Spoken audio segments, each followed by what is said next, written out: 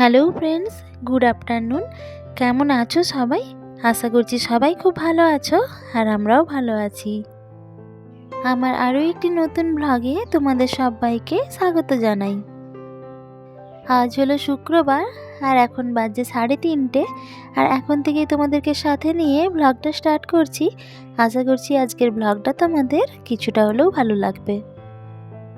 দুপুরবেলায় খাওয়া দাওয়া কমপ্লিট হতে হতেই তো 3টে বেজে গেছিলো, আর তারপরে সমস্ত কিছু গোছগাছ করতে করতেই 3:30। তারপরে আর শোয়া হয়নি আর রেস্টও নিইনি, কেননা ছোটোবেলা, এক্ষুনি দেখতে দেখতে সন্ধে হয়ে আসবে, তো ভাবলাম কাজগুলো সব সেরেই নিই।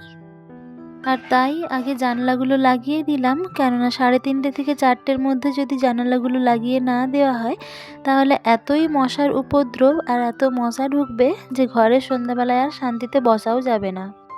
আর এই যে টমেটো সোফায় শুয়ে আছে, আর আজকে ওর শরীরটা খুবই খারাপ, আর সেই জন্য ওর গা মাথাটায় একটু হাত বুলিয়ে দিচ্ছিলাম।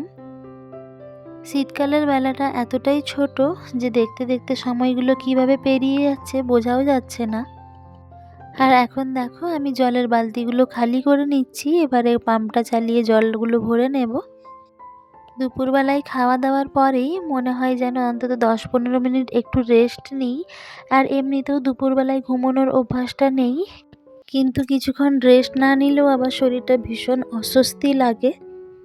কিন্তু কিছু তো করার নেই, আবার রেস্ট নিতে গেলে এপাশের কাজগুলোতে দেরি হয়ে যাবে। তো আমার জলগুলোও ভরা হয়ে গেছে, আর তারপর এই যে ফিল্টারটা দেখছো, এই ফিল্টারটাও পরিষ্কার করলাম। আসলে আমাদের এখানে জলে আয়রনের পরিমাণটা একটু বেশি থাকায় ক্যান্ডেলটা প্রায় তাড়াতাড়ি লাল হয়ে যায়, আর সেটা যতক্ষণ না পরিষ্কার করা হচ্ছে জলটা খেতেও যেন ভালো লাগে না। আর এই পিওরিটের ফিল্টারটার কার্টিজটাও লাল হয়ে গেছিলো, আর সেটা কাজ করছিল না, তাই সমস্ত পার্টসগুলো আলাদা আলাদা করে খুলে ভালোভাবে আগে সাবান দিয়ে ধুয়ে নিচ্ছি, আর তারপরেই কার্টিজটা লাগিয়ে দেব। আর জলগুলো ভরার পরেই গেটে চাবি লাগিয়ে দিলাম, আর এই ফিল্টারটা যেখানে ছিল সেই জায়গাটাও খুব ভালোভাবে পরিষ্কার করে মুছে নিয়েছি। এখন বাজছে প্রায় বিকেল 5টা মতন, আর এই মুহূর্তে দেখতে দেখতে প্রায় সন্ধেও হয়ে এলো। আর এইভাবেই সারাটা দিন একটার পর একটা কাজ চলতেই থাকে, কাজ যতই করবে কাজের যেন কোনো শেষ হয় না। আর এমনিতেও প্রত্যেকটা দিন বিকেলবেলাটা আমার এনগেজ থাকে, কেননা মেয়ের যোগা, নাচের ক্লাস এইসব থাকে বিকেলের দিকেই। সোমবার আর শুক্রবার ওর যোগার ক্লাসটা অফ থাকে, তো আজকে শুক্রবার তাই পুরোপুরি বিকেলটা আজকে ফ্রি পেয়েছি। তাই ভাবলাম এইসব কাজগুলো যদি সেরে না নিই তাহলে কাল থেকে আর হয়তো সময় পাবো না। আর মেয়েও এখনও ঘুমোচ্ছে, ঘুম থেকে ওঠেনি, আর দুপুরবেলায় ও শুয়েছিল প্রায় 3টের দিকে, আর ওকে ডেকে ডেকে তুলতে পারলাম না, তাই মশারিটাও টাঙিয়ে দিয়েছি।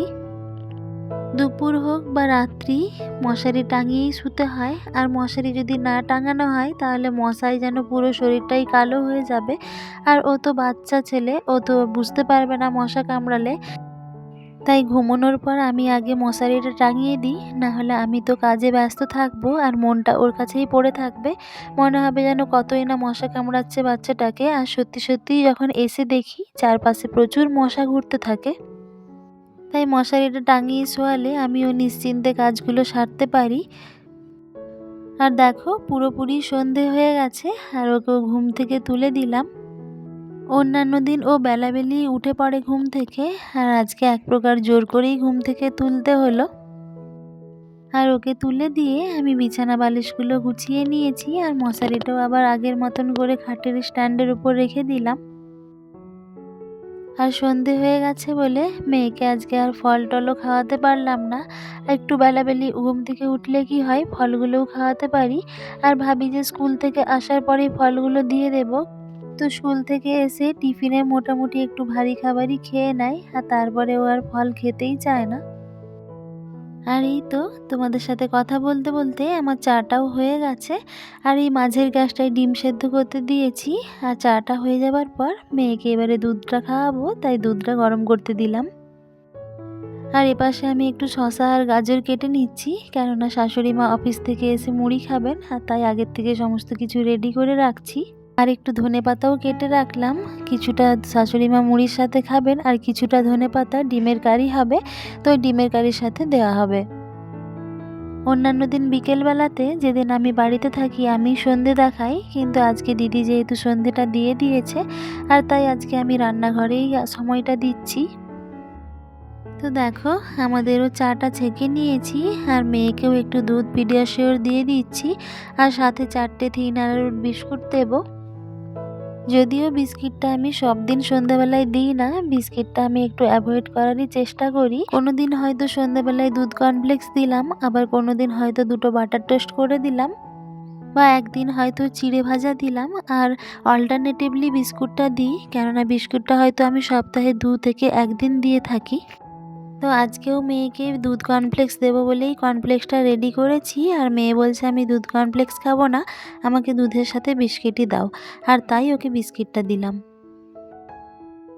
বন্ধুরা, ভিডিওটার এই পর্যন্ত। তোমরা যারা আমার সঙ্গে আছো, যদি ভিডিওটার কিছু অংশ তোমাদের ভালো লেগে থাকে তাহলে প্লিজ একটা লাইক আর কমেন্ট করে দিও। আর যারা আমার নতুন বন্ধু আছো, আমার এই ভিডিওগুলো যদি তোমাদের ভালো লেগে থাকে আর যদি এরকম আরও নতুন নতুন ভিডিও দেখতে চাও, চাইলে আমার চ্যানেলটা সাবস্ক্রাইব করে আমার এই ছোট্ট পরিবারের সাথে থাকতে পারো। আর অলরেডি যারা আমার চ্যানেলটা সাবস্ক্রাইব করে রেখেছো, তোমাদেরকে অসংখ্য ধন্যবাদ।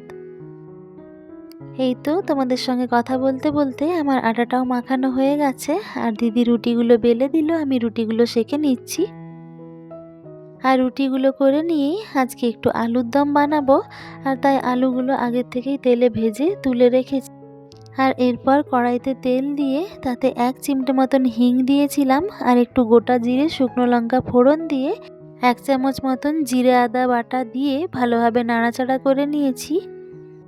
এরপর একটা গোটা টমেটো আর কিছু চীনাবাদাম ভিজিয়ে রেখেছিলাম, ওই বাদাম আর একটা কাঁচা লঙ্কা দিয়ে ভালোভাবে মিক্সিতে পেস্ট করে নিয়েছিলাম। আর জিরে আর আদাটা ভালোভাবে ভাজা হয়ে যাবার পরেই এই বাদামের পেস্টটা দিয়ে ভালোভাবে নাড়াচাড়া করে তার মধ্যে একটু কাশ্মীরি লঙ্কার গুঁড়ো অ্যাড করে দিয়েছি। আর এই টমেটো আর বাদামের পেস্টটা দেওয়ার পর মিক্সির বাটিতে যেটুকুনি লেগেছিল সেই অংশটা ভালোভাবে জল দিয়ে ধুয়ে এর সাথে মিশিয়ে দিলাম। এরপর মশলাটা ভালোভাবে কষিয়ে নিয়ে আলুগুলো যে ভেজে তুলে রেখেছিলাম আলুগুলো এর সাথে অ্যাড করে দিলাম। তারপর সামান্য একটুখানি জল দিয়ে আলুগুলো নাড়াচাড়া করে নিচ্ছি।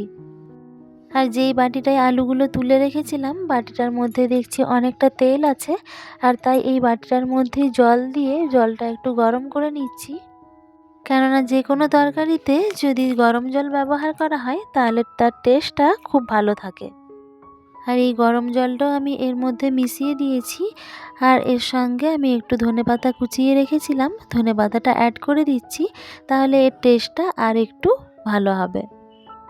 ব্যাস রান্না বান্না সব কমপ্লিট করে নিয়ে আজকে ভেবেছি একটু মেলা যাব, আর তাই চলো ঝটপট রেডি হয়ে নিই।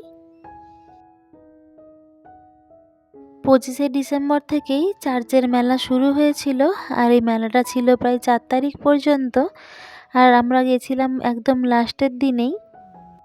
25 তারিখ থেকেই চার্চটা এইভাবে লাইট দিয়ে সাজানো থাকে, আর যতদিন মেলা চলে লাইটগুলো কিন্তু এই রকমভাবেই সাজানো থাকে। মেলা যে আগে আসিনি তা নয়, আসলে 26 তারিখে একবার আসা হয়েছিল, 28 তারিখে একবার আসা হয়েছিল, আর তারপর আজকে আবার এলাম।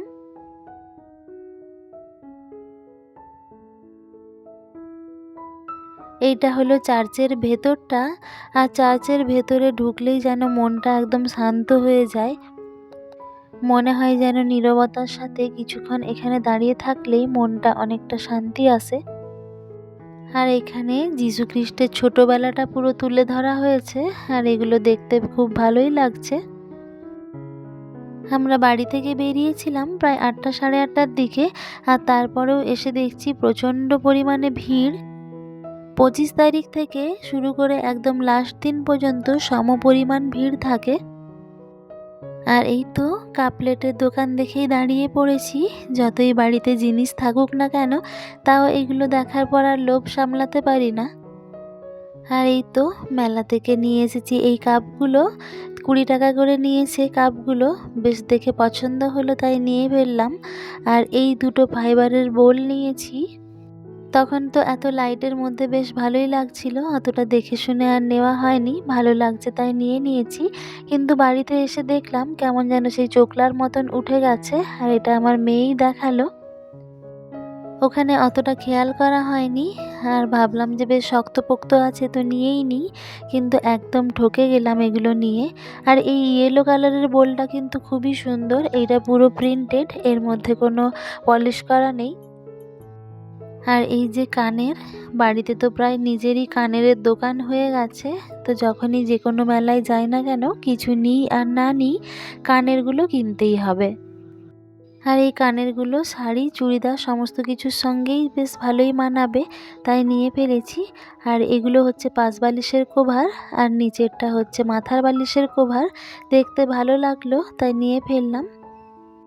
মাথার বালিশের কভারগুলো বেশ সুন্দর বাই কালারের আছে, আর এগুলো গুলি সুতো দিয়ে তৈরি, বেশ শক্তপোক্ত আর বেশ নরমও আছে, তাই নিয়ে নিয়েছি।